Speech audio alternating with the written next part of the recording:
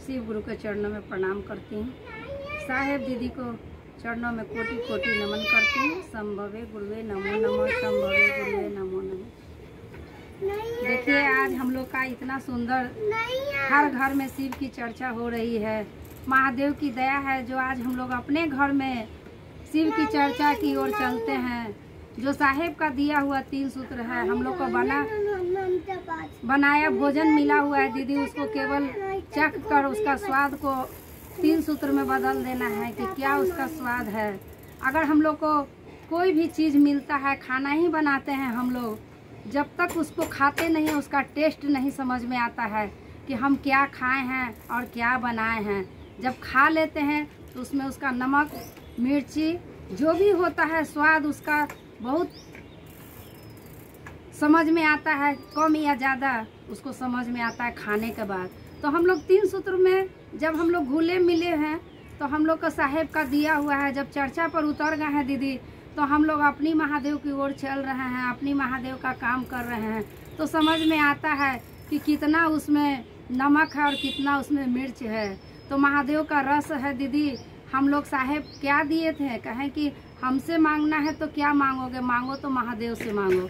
लेकिन हम लोग महादेव से कम मांगते हैं और साहेब दीदी को ज़्यादा पकड़ते हैं, क्योंकि शिव की ओर चलने वाले, शिव की ओर बताने वाले हमारे साहेब हरेंद्रानंद भैया ही थे, जो आज हम लोग को जन जन घर घर जाकर दरवाज़ा खटखटाकर 12 साल तप जप कर कर हम लोग को शिव को गुरु बनाकर साधु संत से बहुत हम लोग मिले, बहुत गुरुमुख बने, शिव की पूजा किए, फूल बेलपत्र बहुत चढ़ाएं। लेकिन मंदिरों में जाते थे, झगड़ा करते थे, ठेला ठेली करते थे, तब जाकर शिव की पूजा करते थे। आज तो जहाँ बैठते हैं दीदी मंदिर जाने की आवश्यकता नहीं है, किसी के लड़ाई झगड़ा करने की आवश्यकता नहीं है। खुद को घर में महादेव मन में उतरे हुए हैं, मन की ओर चलता है और वहीं हमारी पूजा हो जाती है। हमारा कोई झंझट ही नहीं है। आज कितना सुंदर साहेब दिए हुए हैं जो हम लोग हर घर में और हर दीदी भैया से मिलकर खुश रहते हैं। पहले मिलाप नहीं था दीदी, लेकिन आज देखिए भैया दीदी से कितना अच्छा हम लोग को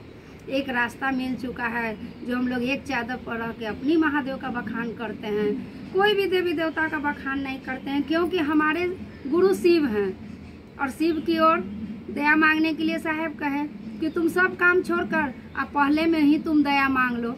तो हम लोग अपने पहले में ही दया मांग लिए। साहिब कितना सुंदर दे दिए कि तुम्हें दया मिल जाएगा तो तुम्हें मन मिजाज खुश हो जाएगा, इसलिए तुम मांग लो, भरपूर दया मांग लो। लेकिन दया मांगने तो आता नहीं है।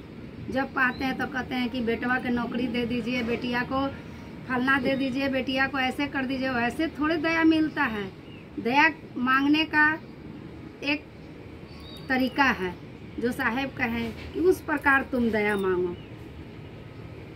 चर्चा करना है, लोगों में बताना है, कहना है कि हम तो शिव को अपना गुरु बनाए हैं दीदी, आप भी बना कर देखिए।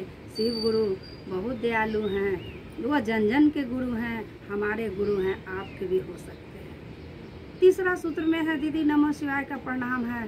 तो हम लोग जब तक 108 का प्रणाम नहीं करते हैं दीदी, हम लोग का मन नहीं समझता है।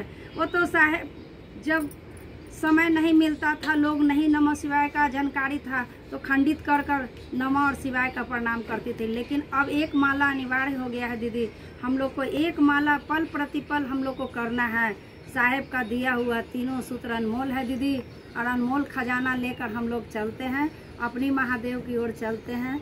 और दीदी क्या बोले फिर अगला वीडियो में डालेंगे। और 3 सूत्र वो मैं अपने गुरु साहेब दीदी को मैं कोटि कोटि नमन करती हूँ। मेरे नमन को स्वीकार संभव देखो।